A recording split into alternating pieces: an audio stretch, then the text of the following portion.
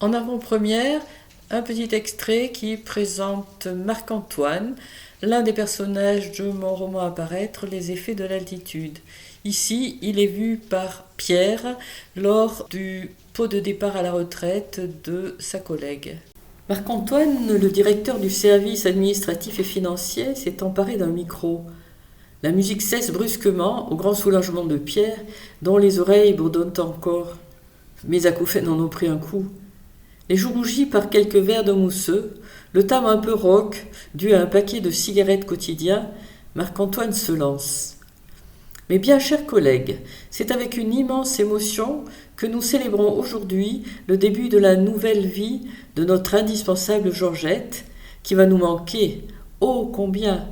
Je voudrais vous rappeler à tous, blablabla, je sens qu'on est parti pour un moment. Il va nous sortir toutes les platitudes de circonstances auxquelles il ne croit pas lui-même. Pierre n'écoute déjà plus. Ce Marc-Antoine, il le supporte comme chef depuis bien trop longtemps. Imbu de sa personne, il ne cesse de se gargariser encore de ses attaches parisiennes, malgré une quinzaine d'années de vie provinciale. Ah, si ça ne te plaît pas, la province, d'ailleurs pour rappel, on dit région maintenant, retourne donc dans ta capitale, pense Pierre lors des envolées capitalesques de son chef, ainsi qu'il les nomme, sans se soucier de la pertinence de ce néologisme très personnel. Le plus marquant fut son arrivée dans le service. Encore jeune cadre, alors dans sa trentaine, Marc-Antoine a sidéré ses nouveaux subalternes avec sa façon d'arpenter les couloirs.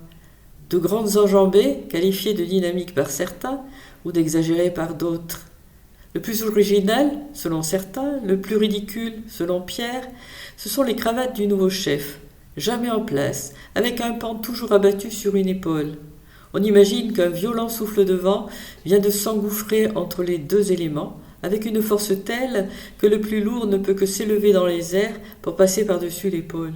Ces enjambées gigantesques, au sens étymologique du mot, en sont-elles la cause ? Il est grand, Marc-Antoine. Un grand échalas, estime Pierre. Cependant, revenons sur ces cravates un instant. Le pan qui reste visible est toujours, pur hasard bien entendu, celui sur lequel figure la griffe de luxe de l'accessoire vestimentaire, un accessoire bien somptueux pour une fonction si restreinte, voire inutile selon Pierre. Cet étalage, non fortuit j'en suis sûr, n'est rien d'autre qu'une façon ostentatoire de rappeler sa classe sociale, prétendument supérieure à la nôtre, nous, les bouseux de province. Pierre fronce les sourcils, tout en assumant l'aigreur exprimée par cette pensée, tant l'attitude de cet homme lui déplaît. Et qu'on ne vienne pas me dire que je suis jaloux, il n'en est rien.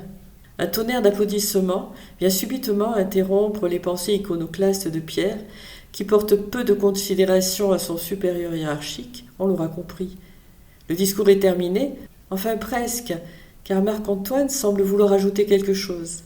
Ah, j'allais oublier de vous présenter Agnès.